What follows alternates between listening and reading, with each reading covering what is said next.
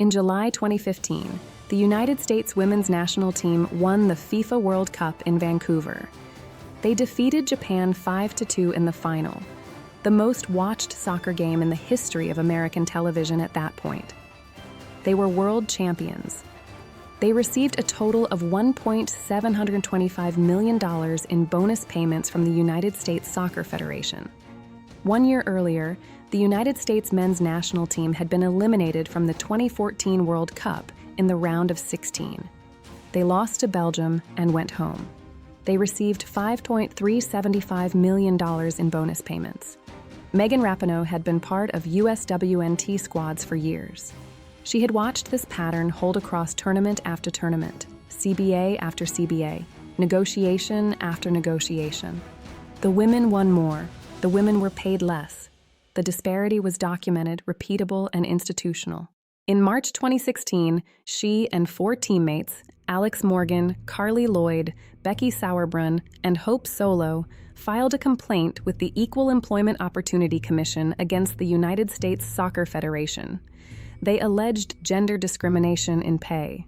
The complaint was the beginning of what would become a 6-year legal and public battle.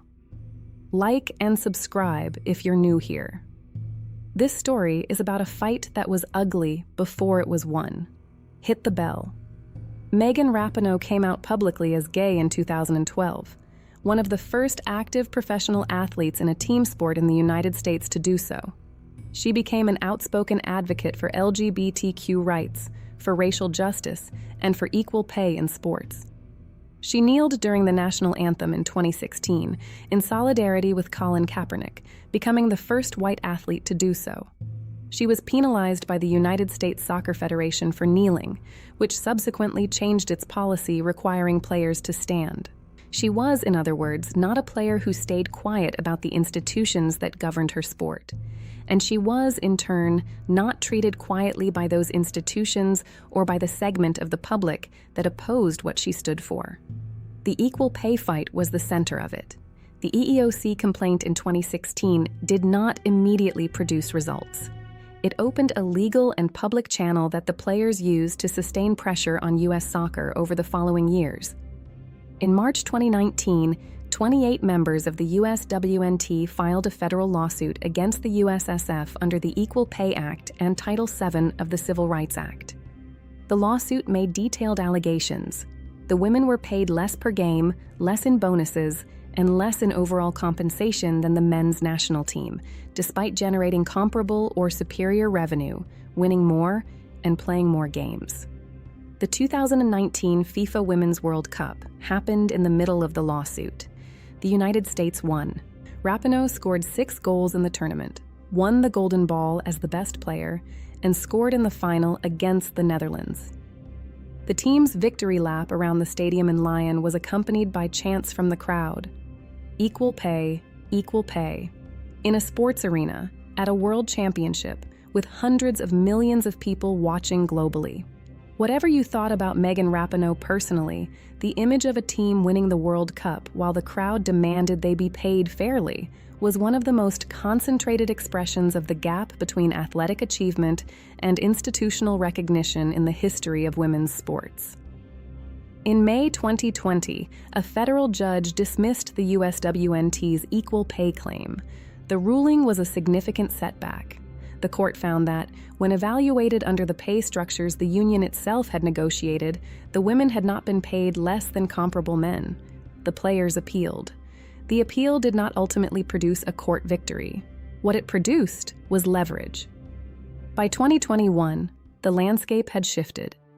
The sustained public attention on the case, combined with the 2020 ruling's exposure of the structural complexity of the pay argument, led to a different kind of negotiation. U.S. soccer's leadership had changed. The cultural context had shifted.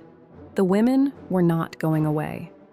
On February 22, 2022, the USWNT and the United States Soccer Federation announced a settlement. $24 million to be paid to current and former players, $22 million to the players themselves, $2 million into a fund for players' post-soccer careers and charitable initiatives connected to women's and girls' soccer, and going forward, equal pay rates for all friendlies and tournaments, including World Cups. It was the largest equal pay settlement in the history of American sports. Megan Rapinoe's response, when asked what the settlement meant, was characteristically clear about what it was and what it was not. "Justice comes in the next generation," she said. The $24 million was a settlement, not a verdict. It acknowledged the grievance without adjudicating it. The players who had fought for 6 years would receive payments, but the legal principle that the Federation had discriminated against them was not established as a matter of record. Rapinoe understood the distinction. She also understood what had been won. The future pay structure was equal. The players who came after them would not face the same disparity in tournament compensation. The deal was imperfect, but the change it produced was real. Rapinoe played her last professional game in September 2023 for Angel City FC in the NWSL. She suffered a torn Achilles tendon in the first half. The game ended her career without the formal farewell she had planned. She walked off the field and did not come back. What she left behind, in the legal record, in the cultural conversation, and in the pay structure of women's soccer in the United States, was not an accident. It was the result of a decade of deliberate advocacy, legal strategy, and willingness to absorb significant personal cost for an outcome she believed was right. Whether it was enough is a question worth leaving open. The $24 million was real. The equal pay structure that followed was real. The next generation of USWNT players competes under terms that Rapinoe and her teammates changed. That is not nothing. It may not be justice, but it is something the players who came before them never had. Subscribe and click on the video on your screen right now.